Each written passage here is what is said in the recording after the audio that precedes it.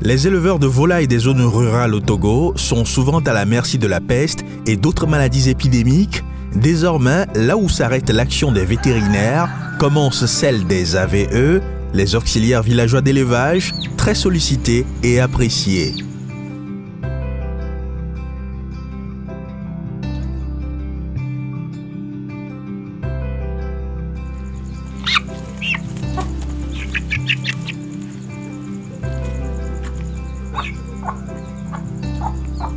Yawa vient de vacciner la dernière volaille de son village à Soumanoukope, dans les encablures de la préfecture d'Anié. Nous sommes dans la région des plateaux au Togo, dans tous les ménages d'éleveurs traditionnels où Yawa est passé pour offrir ses services. Les éleveurs ne tarissent pas d'éloges envers elle.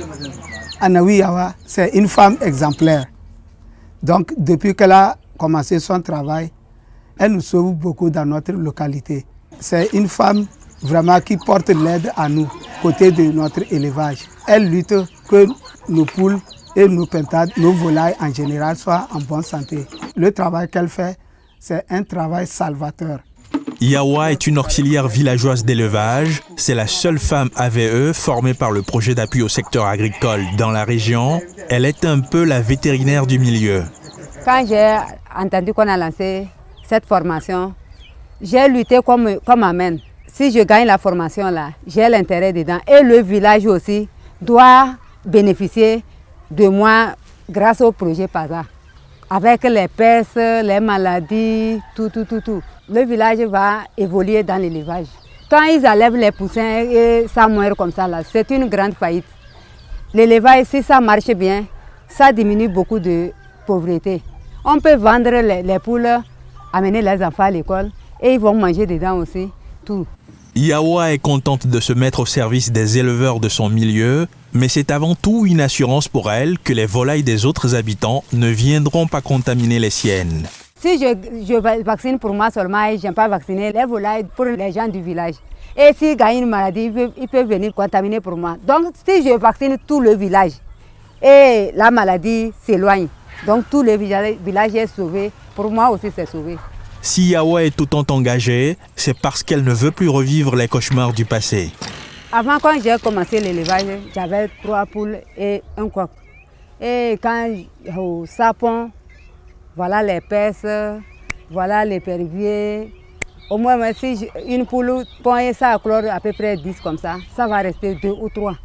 Je ne laisse pas, je continue comme ça, avec les efforts comme ça et avec les pertes comme ça. Et c'est de là que on m'a envoyé à la formation de AVE.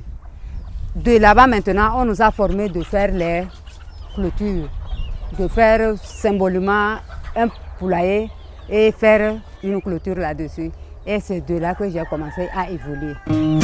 Une formation, mais également un appui financier de près de 3 millions de francs CFA reçus du PASA en 2014. Mais cette somme ne comblera pas les besoins de Yawa. Il lui faudra compléter elle-même avec près de 2 millions de francs pour s'offrir un nouveau poulailler. Les résultats sont au-delà de ses attentes. Avant que je prenne l'argent, là, j'avais 52 ou 3 comme ça, et avec les montagnes maintenant. Maintenant, avec la clôture, la construction, la clôture, tout, j'ai à peu près, avec les ventes, j'ai à peu près présentement 275 dans le poulailler.